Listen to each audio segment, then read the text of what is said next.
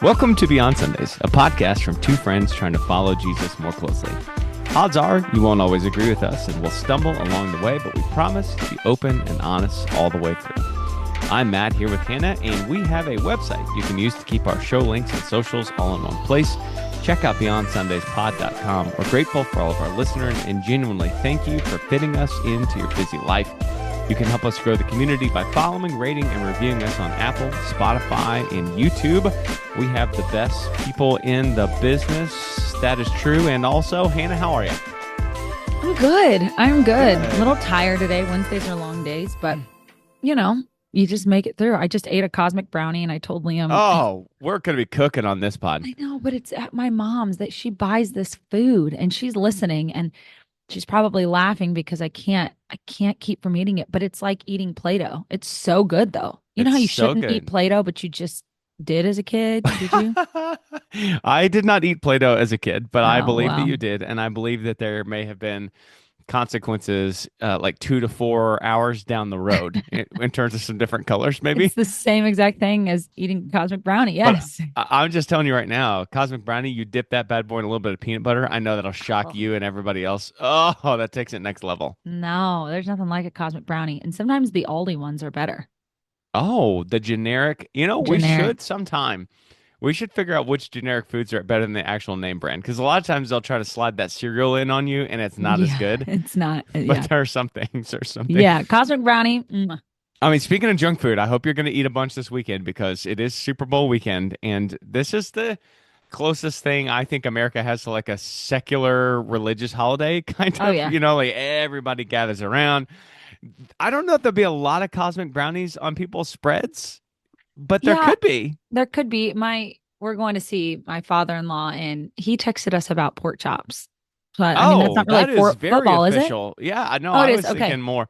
No. I mean, eat what you want to eat. We're gonna do like the air fryer mashup, and just throw a bunch of stuff in there. Basically, eat appetizers for a dinner. Well, that's kind of football related. Appetizers, snacks. I think last year we did cookies and salsa. Yeah, my cookies and Liam's salsa, and it honestly kind of slaps. It sort of did. Yeah. I didn't try it, but both separately were really good. So, Okay, well, we got to know this. We're recording this on a Wednesday. It's going to come back on a Monday, so we're recording before the Super Bowl. This will be out for the public after the Super Bowl. We're going to have to make picks on here. Okay. Should we wager something friendly? I didn't talk to you about this beforehand. Like lunch or something? I don't know. What do we wager? Like lunch? I'm down. Yeah, let's do that. Okay. All right. All right. But I know who I want to pick. Okay, great. I will let you go first then. So I think the way that we do this is we'll give scores, and we'll just whoever gets closer to the score gets lunch. Man, okay. So it's Seahawks Patriots. Let me just say first too, it's Patriots again, and I'm just annoyed by that. Okay. They've been so many times. I know it's been Chiefs lately, but if you zoom out for the last 20 years, it's been so much Patriots. It's disgusting. And I only wish the St. Louis Cardinals can do this. Okay, I'm done. I'm done complaining now. You didn't know Matt also has a podcast for St. Louis Cardinals. I love the St. Louis Cardinals almost as much as I love Jesus. No, it's not close. But well, you know what? As long as it's not equivalent, it's okay. No, it's not equivalent. It is not equivalent. My Lord and Savior is first, I would say, give me the pick. What do you got? Okay, so I want and think the Seahawks. You don't have any breakdown first, because I know you know. Okay. Well, this two high safeties and running backs. No, this is the truth. Is these two teams I really don't know much about. Okay. I know that the Patriots, if I'm correct here, obviously they don't have the traditional quarterback that they had that led them to the Super Bowl. Tom Brady is up in the broadcast booth. He's in his 40s. Yes. So he's not doing that. And then here's what they've done though. They have stumbled into a 22-year-old franchise quarterback, so they're set for the next 15 years. Who is it? I forgot. His name is Drake May. Oh, yeah. And I remember him talking. I'm pretty sure he was the guy who talked about his dad was a coach and told him you don't get any sacks at all whatsoever. He's a big family guy, big on his brothers, big on the whole thing. Yeah. So, and they don't have the same coach either. Correct. Yes. Okay. So to me, it is totally different. Yeah, it's a different team. I know you don't want to see that, but it's totally different. Now, the thing with the Seahawks is, I remember, and I could be wrong, you may laugh, when Russell Westbrook was with the Seahawks. Well, It's Russell Wilson. Russell Westbrook plays basketball, but that's okay. You were That's rustled. You were rustled. Yeah, you just didn't have the last name dialed, but you were rustled. okay. Okay. Yeah, So Russell, we'll just say that, and he's married to Sierra, who I he do know is. who she is. Okay. Yes, Anyway, so, not my sister-in-law, no, the not your famous one. sister-in-law. Yeah, Yeah, the yeah. famous one. And I remember when he started to go downhill, and I felt really sorry for him, and Oh, so that's why I like or want the Seahawks to win in this instance. Also, a fourth grader told me today. I have no. I mean, I don't think this is true because I think Liam may have told me something different, but they've never won the Super Bowl. Is yeah. that right? Yep, I That's believe that true? is correct. Oh, You're just like fact checking me live on air, but I can't think of an instance when they won. They have been no, no, no, no, no. They've won. They've won. okay, They've but won. it's been a long time. It's been a while. Yeah, yeah. Okay, They're taking okay. Seahawks. Seahawks are the significantly better team. They're favored by 4.5 points. So And they you're have a taking really them. good defense, right? Isn't Excellent that a huge defense. thing? So let's Okay. get a score. Oh, let me get your score first, and that give Nope. me no. I Nope. have to have a range. Yeah. I need an idea. Okay. All right. I'm gonna take Seahawks. Seahawks 24, Patriots 13. Oh, okay. Yeah. I'm gonna take Seahawks. Hmm. Let's see. I gotta remember This how is they score. riveting podcasting right now. You're thinking, Oh my gosh. Okay. I'm gonna take. Can I give them 24 too? sure. And then is it ever common for someone to get 20? Yeah, you can. Yeah, it would be 2 touchdowns and 2 field goals. That's 21 is 3 touchdowns. 20 is 2 touchdowns, 2 field goals. That's Okay. 24-20. Seahawks. Seahawks. Okay. Yep. I wrote mine down so I won't forget. Okay. All right. Well, we'll just do a little calculating. Now, I don't know what we're going to do if the Patriots win. I guess we'll just figure it out from there. But somebody's going to owe somebody lunch, and it'll just be a wonderful Okay. conversation, I'm sure. Perfect. Okay. Well, speaking of wonderful conversations, we're about to have one, and we're about to go all the way back to the book of Genesis. And Hannah, I don't know what it is about the book of Genesis. We have done multiple episodes about the book of Genesis. It is my fault. There is just something about me and the book of Genesis, and I don't know if you're drawn to it like this. I don't know if it is just like origin story kind of stuff, if I'm fascinated with the beginnings, if I'm fascinated with there's so much room inside of Genesis for like legitimate interpretation. Are you drawn to this kind of stuff in the same way that I mean, I know the answer is yes, but there's something for me about early Genesis.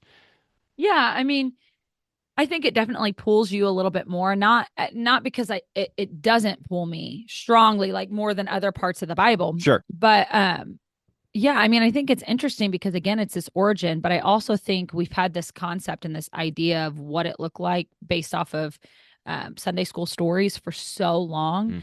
that when you really start to dive into this, um, it may have different interpretations or it may mean something different or it may not be literal in some instances. There are a lot of questions that for me, I would skim over as I read, Mm. just because it didn't feel relevant to what I needed at the time. I think growing up and all through my life, I mean, up until now, it's like really bothered me in places where I'm like, what if the Bible doesn't make sense? I don't want that to be the case. Mm-hmm. I need the Bible to make sense because A, it is God's word and it should, but B, I just keep thinking like, if there's something that I have to just skim over or there's something that doesn't make sense to me here, what does that do to the foundation of the rest of the Bible? And I kind of feel like I trust the Bible and I believe the Bible. But in these places where it's like it's a little unclear, there could be two things going on. That's always kind of stuck with me and bothered me, A, because of the mystery, but B, because of like what I need the Bible to be. I need the Bible to be spot on all the time. And it makes me feel weird way down deep, like at a faith level, if something's not clicking the way that I think it should. Does that make Yeah, sense? it makes perfect sense. And I agree with that. And I stumbled across something on Facebook that it was sponsored. So of course it tried to tell this kind of sob story, but it did kind of do something for me. But they were talking about this kid that had been in church their whole life and Mm. they get to a point where they go into college and they start studying certain things. And they talk about how their post changed from, all about Jesus to then Mm. pushing and questioning things. And Mhm. the sponsorship then goes into teaching people how to question or answer these hard questions in the Bible because we don't often teach that. We just teach this is truth, this is truth, this is truth. And we don't really understand what the Bible means. We know it, but we don't know why. And so I think you and I are both why people. Hmm. And if we can't find that why, it's hard, it's just hard to understand. But I think the Bible offers that. It does. It's so funny that you said that way because these are conversations that Michelle and I will have. We will obviously often talk about the episodes that you and I record. She listens every week, and so we often talk about it. And there are certain things that you and I talk about that she's just like, I don't need to know that. I don't Yeah. want to think of that about that. I don't need to think about that. And that is so funny to me because on the inside, I'm like, what are you talking about? You don't need to know. Like, Yeah. so they're just people who are wired differently as far as this stuff is concerned. And this stuff, it just, for whatever reason, it just really gets me. So Yeah. I want to take a look specifically about this story of Cain and Abel. So if you go through the Bible, God creates Adam and Eve. Adam and Eve had children, Cain and Abel. Cain and Abel grow up. Cain gives a sacrifice displeasing to the Lord. Abel gives a good sacrifice. And as any reasonable person would do, Cain kills Abel. Sure, Yeah. great, Yeah. Yeah. wonderful, first murder Yeah. in the Bible, hooray. That's really sad and awful, and there's a lot of implications there. But what I get stuck on is what happens next. And so I want to read for you and for everybody else Genesis chapter 4, verses 13 through 17. I'm in the English Standard Version. I hope that doesn't throw anybody off. But starting with verse 13, it says, Cain said to the Lord, my punishment is greater than I can bear. Behold, you have driven me away today from your ground, and from your face I shall be hidden. I shall be a fugitive and a wanderer on the earth, and whoever finds me will kill me. This is where it gets incredibly interesting to me. Then the Lord said to him, not so. If anyone kills Cain, vengeance shall be upon him sevenfold. And the Lord put a mark on Cain. I really need to know what that is, but the Bible Yeah. doesn't say, lest anyone who found him should attack him. Then Cain went away from the presence of the Lord and settled in the land of Nod, east of Eden. Hannah, who was Cain afraid of? So when I started reading this, I always go on to Bible Hub and I search through there, Uh-huh. and it was interesting because what I found originally um was that they really pushed that it was family of his that had just multiplied. And at first I'm like, well, that makes sense to me. It Hmm. makes sense that it would just be they lived these really long lives. And so this person was married to their brother, and their brother then married their sister, and then eventually the lineage just grew. And so the people coming after Cain would have been family members trying to seek vengeance for what he did. And Yes. so that was my Which does initial make thought. sense. Yeah. If one Yeah. brother kills another brother, it's going to make the rest of the family mad, right? Yeah. You have Yeah. Well, siblings. yeah. If Molly takes out Ross, you and Drew are going to be mad at Molly. And at that time, I feel like there was a lot more tied to your lineage. There was a lot more Sure, tied. sure. It's not like family ties aren't the same now, but obviously they were seeking vengeance in different ways. And I feel like it may have been your cousin 8 times removed, but by golly, you had to seek vengeance for them. I don't know why I feel that way. I just feel like it was, I don't know. People just sought vengeance more, especially with family. Yeah, well, let's just sit in what you brought up then. If this is truly Cain is scared of being, because the only people named in the Bible right Mm-hmm. now are Adam, Eve, Cain, and Abel. So the population count, as far as we know, now it's possible that there are unnamed relatives, obviously, in the background. The population count, as far as we know, is four right now. Sure. So if it's really just four, and God puts this mark on Cain, then both in this dialogue back and forth between God and Cain, God is taking for granted that there are other people, and Cain is taking for granted that there are other people, unless it's just left with Adam and Eve. But that brings up this point of like, if it's just Adam and Eve, Cain and Abel, how is anybody reproducing in a way that all of us would not just find completely and totally taboo and repulsive and disgusting? Yeah.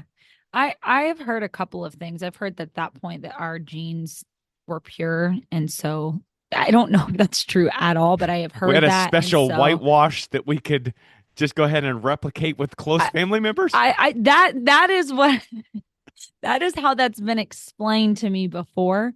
I did find it interesting when I was reading some of this, though, that it is not uncommon. It's a theme throughout the Bible that they will spotlight a specific person and fail to mention all the people around them. I mean, we see that That even does definitely happen. Yes. And so I think it's very likely that they are just spotlighting this group of people, but there are others. Now, how they got there, I think is kind of where we'll head today. And I think that some of that is up for debate, but I also don't think it shakes the whole word of God and the truth that it holds.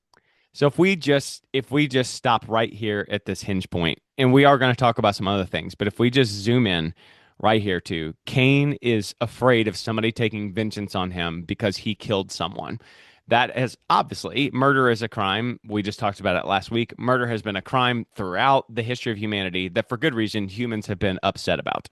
Sure. I stumbled into, found, researched, whatever words you want to use, three theories as to who these other people that Cain was worried about could have been. You have brought up one of them, which is Mm-hmm. it could have been like additional family members inside the nuclear family of Adam and Eve. A second one, and you've kind of mentioned this too, the old eighth cousin, is that early in Genesis, these people have very long lives. And so you've got just enormous numbers of kids coming out of these. And so it doesn't take long, and you don't have to be in the state of Mississippi, sorry to Mississippi, to just have cousin love. And this is just what happens, right? Yeah. But the third theory is that there are additional human beings on the earth besides the lineage of Adam and Eve. And that's obviously a theory that gets a lot scarier for people because you start to get out on ground that doesn't just make you question, like, okay, what is Genesis saying? But it makes you start to question, okay, what are the Gospels and the New Testament saying? What is Revelation saying? Right? You're starting to get into ideas that really scare people because they're not ideas that we ever come in contact with or we ever really talk about in terms of church. So if I just give you those three theories, that's direct family, it's extended cousin kind of family, or it is additional people outside of the lineage of Adam and Eve. Let me just say it like this. What are strengths of those things, of those ideas that you see? What are weaknesses of those ideas that you see? Like just kind of let's start here. Where take us where you want to. How do you see those things? So, I mean, I honestly think I want to lean in on the last one. Like Okay. I want to think more that there were others. And the reason I say that is, and I'm sure you kind of went on the same journey, but when I start looking at Genesis 1 and Genesis 2, and I got to make sure I get this right. He creates man and woman and he refers to them. And so I tried to look into this word them, like who is he Mm-hmm. referring to when he Mm-hmm. says that? Is that multiple people? That word really didn't give me anything. Um, it really didn't give me anything at all. But then when I started to dive into these different options, the three you listed off, that last one, it really that last one kind of shook me too. It kind of shook me Okay. a little bit. It Yeah. bothered you a little bit? No, I think it kind of opened my eyes a little bit that not that we shouldn't take the Bible literally, Mm-hmm. but that God is God, and it is likely that He created other human beings on the earth, not because it takes away from that we are made in His image, not that it takes away that we are special, but because, again, I don't know how people populate that quickly. Mm. I mean that to There's a me, joke in here somewhere about rabbits that we could make somehow, but yeah, how right the creative event of God, and He tells people to be fruitful and multiply on the earth. If you really just start with two people, I mean, it's going to take quite a bit of time. it is. And then so you get into some of these scriptures. This is where it really shook me, but like it connects to something like Romans 5, Okay. who, Paul starts talking about the one, like he's referring to Adam over and over again, Adam being the one that did this and Jesus being the one that did this. And I found this whole Romans 5, this stuff I found so powerful because he's saying, one failure then was replaced and taken upon by Christ. He was able to cover it all. But I think sometimes we look at this so literal, like one man's thing did this, and I Mm, think again it's a theme that mm, he's covering, and I don't like there was something I came across where it says that pretty much that Adam was just um not a real human and was just representing all of humanity that God created. I personally don't think that. I okay. do think it's very likely that Adam was a human and was considered like a king or considered the Hmm. leader or like whatever you'd want to Hmm. say Hmm. of this group of people. And because you see this happen over and over in the Bible where we don't talk about God doesn't include every person that was there. He just includes the people he's talking about. I Right. think that may be the case with Adam and Eve, that they were chosen as the representatives and their sin affected everyone. Does that make sense at It all? absolutely makes sense. And I want to dive deeper into this dichotomy between Genesis 1 and 2. But if I hold myself for a second to what are the strengths and weaknesses of who is Cain afraid of? The strengths to me, and you've already brought this up, that it could have been family or extended family. I absolutely think that could be the case because who is it that is going to be the most mad at Cain for killing someone, for killing a family member? It is going to be another family member. It's not Mm-hmm. that other people wouldn't be frustrated and upset because we see that all the time now.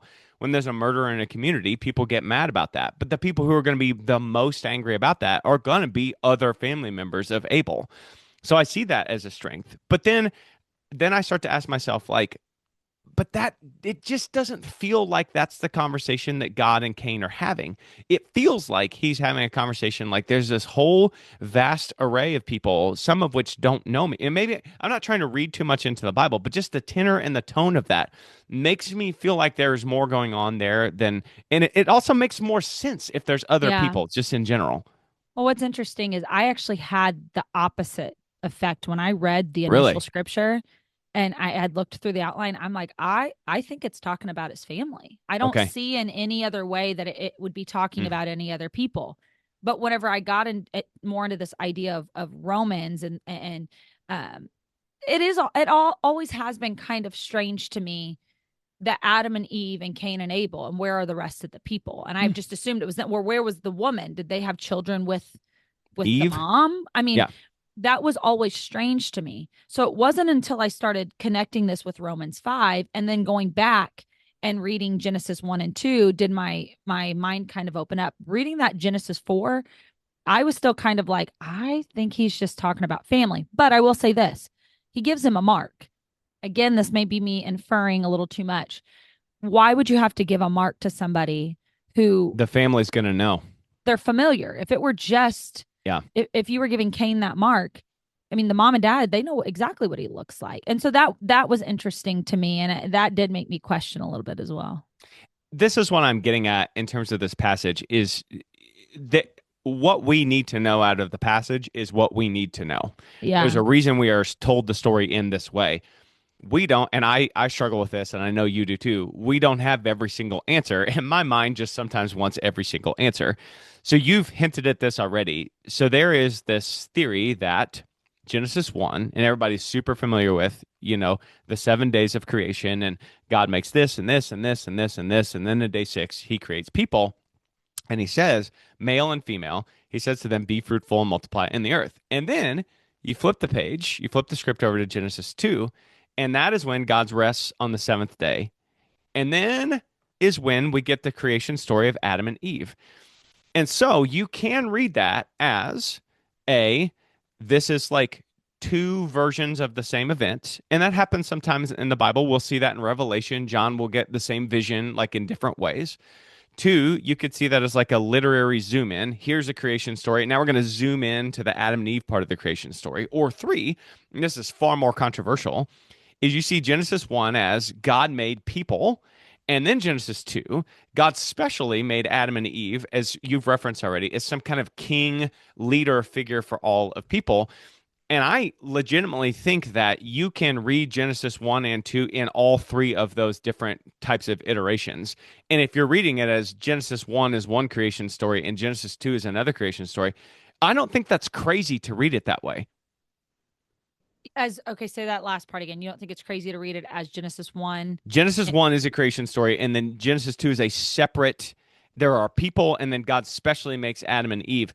I'm not saying that's I the don't think right that's way, crazy, but I but I don't don't think think that's that's a crazy crazy either. way to read it, just as it is written out in the Bible, right? Yeah, and that's kind of more where when I read that, I started to think, oh, the way it does this, it does these two totally different stories. And again, it doesn't change the foundation of what we're reading, No, and it no, no, doesn't no. change what God came to do. It doesn't change any of that.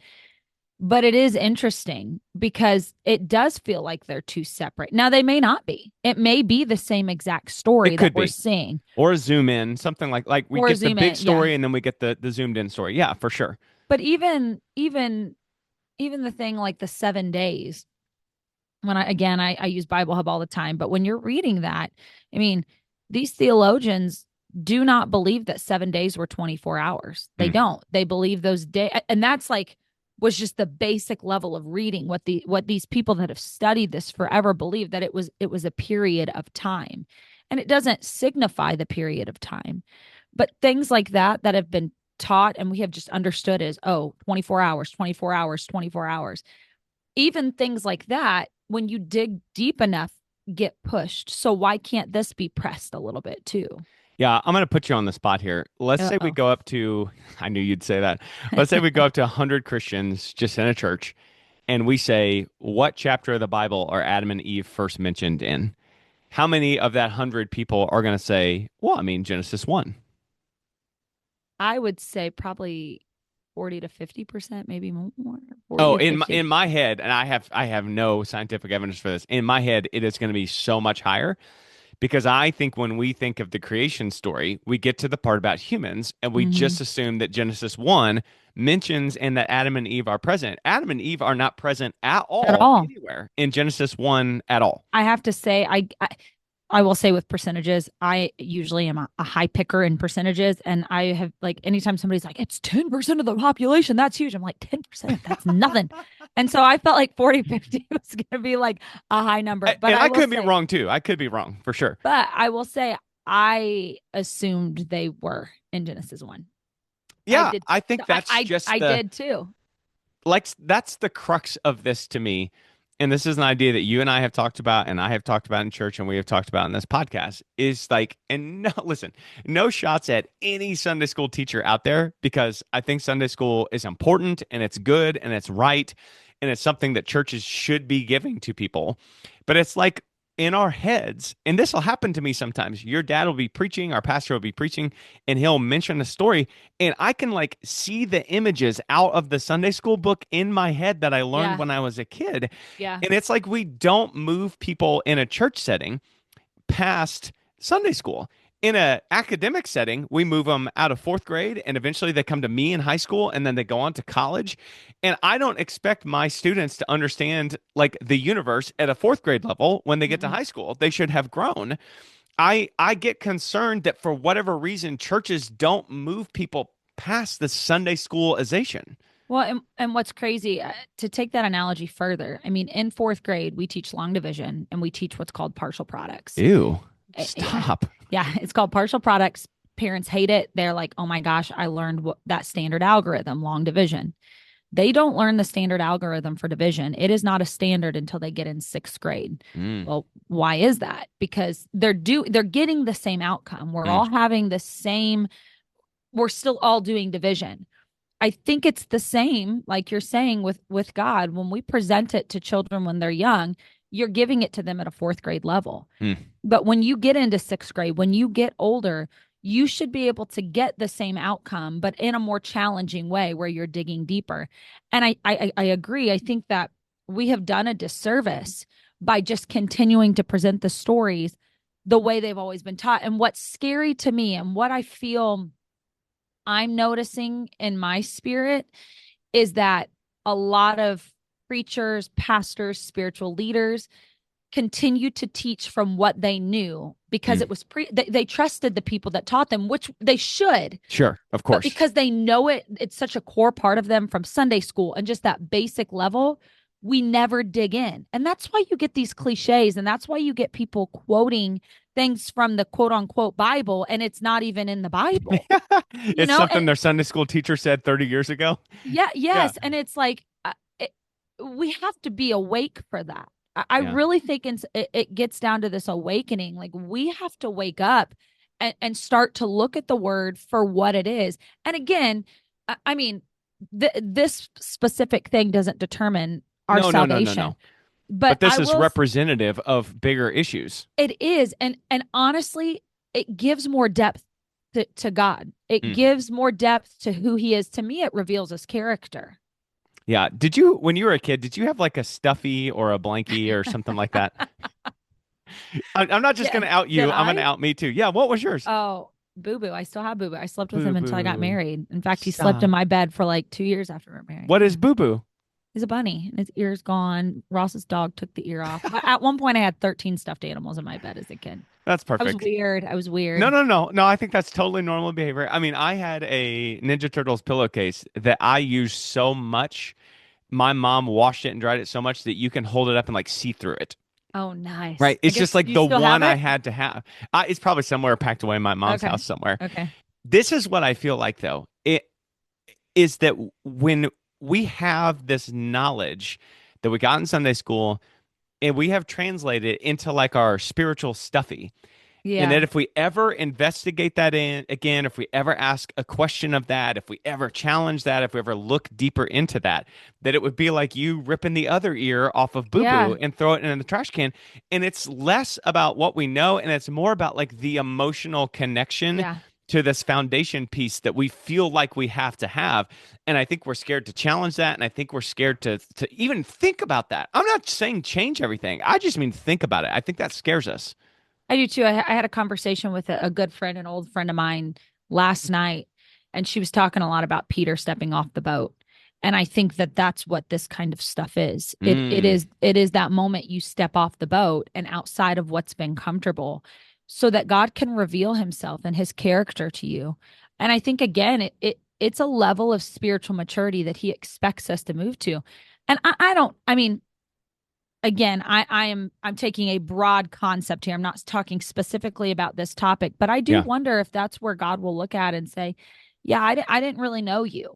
You didn't Mm. really know who I was," because we get so comfortable with what just this basic understanding of who God is instead of really diving into what the word says and allowing it to challenge us. Mm. I'm just sitting over here thinking, I can't believe that we have been friends for 30 years and I didn't know about Boo Boo. I can't believe you didn't either. I'm I don't think serious. I've ever seen Boo Boo. I just didn't know this Oh, was a thing. yeah, I still have him. He's in the top of my closet. Every once in a while, Liam will get it out. Like if I'm having a really bad day. Oh, That's nice. you Oh, know, go him. Go he's him. very good. He's very good to me. Yeah. What are we so scared of? Like, you and I both agree that there's a lot of fear in these types of conversations. And I think in certain corners, now you and I have been doing this for years off air, right? Yeah. But there's so much fear just in even Christian friends having conversations like this that is it like a betrayal that we feel? Do we feel like we're questioning God, like we're losing our faith? Is that really what it comes down to? Yeah, I think so. Okay. Because I mean, I remember standing in my kitchen at 16 years old and my dad challenging a very core part of my life. And I remember feeling like my world was shattering. I knew what I thought, I Mm, knew what I believed, but the idea of challenging that, um, it was it made me feel like I was in the terms I had always heard backsliding. mm. Where I don't think that challenging is backsliding. I think you should be sharpened, and sometimes you challenge, and God shows you that's not, in fact that's Right. happened very recently to me. I challenged and thought something was something, and now I'm like, well, I'm a little embarrassed. That's not what it said at all. Yeah, but that's part of maturing and growing as a Christian is that Yeah, like everybody has that stage in their life where you have been, well, most kids are obedient, good children, and then you move to a stage in your life where you're starting to become your own person. You start to bristle when other people right? You start to challenge the things that you've done your whole life. And I think that that ports over nicely to a spiritual sense in that yeah, you grow as a baby spiritually, and then you get to a place where you need to start to think independently and ask, why do I think this thing rather than just accepting it for what it is? I think that that is a good and valuable stage to be in as a Christian because it's one thing for you and I to be like, were there more people that Cain was scared of while we still love God and go to church and want to serve him? That doesn't mean because we're like, I wonder who Cain was scared of. That doesn't mean that you and I don't want to serve in our communities, that we don't want to see people mature and come to God. Those to me, those are two completely and totally separate desires. And I think we have a hard time kind of melding that all together. yeah. I think too. Maybe a hot take, but Ooh. I think that the church has trouble. At least, I think the church has trouble giving people autonomy because of the fear that people will not follow Hmm. the word of God. And I think we set standards and boundaries and call them Bible when the Bible doesn't say it's black and white. Hmm. And so instead of giving people guidelines and saying these are our guidelines, we set hard rules and say you cannot do this, don't ever do this. And then when people question it, people are like, oh no, you're falling away from God. And it's like, no, allowing people to have some level of autonomy allows there to be a real relationship and not just that priest above us who tells us what's right and wrong all the time. You can really hear from God. This is so smart, and I'm kind of angry I didn't think of it myself. You're making me jealous right now. This is so good. Yes, yes, yes, Well, yeah. here's why I see it. I see this all the time in my job.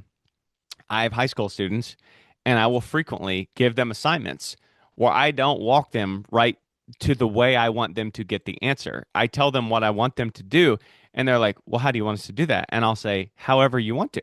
And Mm-hmm. Hannah, they look at me like I just an earthquake erupted underneath them and they got sucked in but to the core of the earth. They have no idea what to do. And you're exactly right. If you are always like controlling people, and I kind of use that loosely, right? But you're not letting them have any autonomy. You are growing a group of dependent Christians, dependent on another human being. And that's expressly against what God wants. God wants a Yeah. personal relationship, and it should not be dependent on, to talk about episodes we've talked about recently, should not be dependent on a spiritual leader or a pastor. Because then if that person falls or stumbles, you got a whole group of people that fall and stumble. And I don't think that's the way God wants it. Well, no, I think it feeds into that idea of a spiritual leader being something they were never intended to be. And so it continues to feed this the people are not strong enough to withstand and to hold their own. And then the pastor or the Mm. spiritual leader is not strong enough to uphold all the people because it's not meant to work like that. We are meant to have our own relationships with God. And we have put other people on pedestals and considered them everything they say God's word without taking the time to even dive into what it says. And when we do and we see something different and we want to talk about it, I think because people feel they're losing control. And I personally think lots of times it comes from a good place. It does. Yeah, I know what you mean. Yeah, It's like a but I protective thing. yes. Yes, yes. But I mean, I think about that, and I'm not a parent, so I can't fully speak to this, but I'm sure there are times when you let your kid go do something for the first time that you're scared, you're Sure, worried, sure. but they have to have that autonomy because at some point they have to be able to function as an adult, and I think we don't always give people that freedom Mm. in the church, and I think it does them a disservice. That's so smart. You're so good at this. Thank you. To kind of wind down, I want to loop back in some of that stuff you were talking about in Romans 5, because I think it would be good to close this episode by you and I kind of modeling what it looks like to question something. And then you question a fact, and then you step back and you think about what that means on a deeper level. So I love that you brought up Romans 5 because Paul writes eloquently about how Mhm. sin entered the line of humanity, and he references Adam, and you've talked about that. So I think we should step back and think like, okay, let's assume that because God was going to mark Cain, that indicates that there are other people besides Cain. By the way, Cain went away to the land of Nod, which literally translates as exile. So I like that that's what Yeah. it's just called. He went away to the land of exile. He got married there. He built a city there. And so, who are those people? Are you telling Mhm. me that there are other members of his core family who are exiled to this other land? That again Mm. leads me to think that somebody else is there in this land of exile that Cain was pushed out to and not members of his own family. So, let's assume, for the sake of this podcast, for the next few moments, that there were more people. God created people in Genesis 1, and then he zoomed in and specifically and separately created people, Adam and Eve, excuse me, in Genesis 2, and that Cain was scared of the other people on the earth. So, would that mean that everyone is still made in the image of God, or does that corrupt that? No, I don't think so at all. I don't think I personally don't think that corrupts that at all. I think we're all similar, you know. I think we're all his creation, and just because the Bible calls out one specific group, the two, Adam and Eve, does not mean that the rest of the people don't hold value and are not created in his image. It wouldn't preclude him from being the creator of other people that he also loves just No. because he named Adam and Eve. Mm-mm. No, Does I it mean, there change? Oh, go ahead. I'm sorry. no, no, no. Keep going. That's it. Would it change then if there are other people besides just Adam and Eve and God created them? Would it change the mission and what Jesus Christ did when he came to the earth? Not at all. I don't think so either. So I guess what I'm saying is I don't really understand what the issue is. If you want to leave this podcast and you want to think that Cain was scared of his additional family members trying to kill him, I think that's completely and totally fine.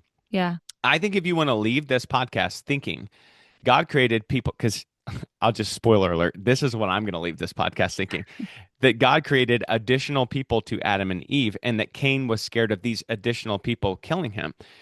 I don't think that doesn't change one little bit at all of what I think about who created humanity, who came for humanity, who died for humanity, who sin entered through. None of those big core ideas of the Bible change anything. So to your point earlier, me changing what I think about this, does this in any way eradicate the story of God in the Bible? I don't think it changes it at all. I don't either. I don't think it does. I just think it's an opportunity to look at things a little differently. And I think it gives more value to God, because sometimes we look at him in this 2D level. And I think there's so much more to God than we give him credit. And also he's God. Why does he have to follow what our mind understands? Right. Okay, so what if the end of time has happened and God's judging me and he says, okay, look, we got to talk about this Cain thing. You're wrong. It was his family and you were wrong the whole time. Legitimately speaking, I didn't prep you for this. What do you think God thinks about? Does he stop me from getting into heaven because I thought something wrong about this detail that is kind of fuzzy to me? Am I just wrong so I'm out? No, there are some people that think they're the smartest people in the world and they're not. And God, Ouch. you know what I mean? Like there's Yeah. a lot of things that I think, a lot of understanding we're going to have or think we have about the Bible, details that we have filled in that are just not true. And there's no way he's gonna keep us from heaven for that. Unless it changed the message and the theme, the through line of salvation. So the thing we have to have is the salvation and the story of God redeeming humanity. And if Yeah. we think some detail about Cain and Abel, and I'll be honest with you too, I think the story of Noah and the ark is significantly more complex than, Oh, again, sure. the Sunday school version. And there are so many questions I have. And what you're saying is if I'm the kind of person that needs to try to answer those types of questions to feel more secure in my faith, to feel more sure about what God has done, that it is okay for me to arrive at some different conclusions, provided I have the main thesis of the Bible in the right spot. I believe so. Yeah. I believe that. Okay. I think that probably scares a lot of people. I I think it agree does with too. you, but I think it probably scares a lot of people. And I guess I mean, you and I agree as we almost do on everything. I guess I just don't understand why that would scare people. I think because it shakes something, it feels like you're questioning something that we all believe is unshakable and something that is the word of God and cannot be changed, and what it says is what it means. It's just, honestly, for me, it is pulling out some of those details that we just kind of skim through and say we don't understand, Hmm. you You, know? I mean, you may be listening to this podcast, and truly, if you're this kind of person, you probably shut us off a long time ago. But if you're still here with us at the end, and you're the person like my wife who is like, I don't need to think about this. I don't need to know this. I think that is a valid and fine form of Christianity too, because I know that my wife loves God and I know that she wants to serve him, and she doesn't need to seek these types of answers that I need to try to. And again, I think that's fine. That's okay. There are all different kinds of people and we all have our own journey with God. You just happen to be listening to the journey that Hannah and I are taking, and we're Yep. dorks and we just need to know. Yep. And that's okay. I just think at the end of the day, you have to be at a place where you say, you know what, God, if I don't understand it today, I still trust you. If I don't get it today, I still Mm, trust you. I think that's what's most important, because there will be some of that, until you can really deep dive and I don't know. I still think there's some of that you're like, okay, this is kind of wild, and doesn't it is faith, but at the end of the day, you just have to say, I trust it anyway. I agree. Okay, listeners, we want to hear from you. Where are you at on this? Do you not care? Does this not bother you? Does this not get on your radar? Do you think Cain was scared of his family, or do you think there might have been way more going on in the Bible? We want to hear from you. Get at us on all of our social medias. You can find them all on BeyondSundaysPod.com. We hope that you enjoyed this admittedly dorky version of Beyond Sundays and our conversation. I can tell you for sure that I enjoyed this conversation, and I know Hannah did too. Thank you so much for taking your time to join us today. If you've got any thoughts, comments, again, it's BeyondSundaysPod.com for our show links and socials. And until next time, may the Lord bless you and keep you.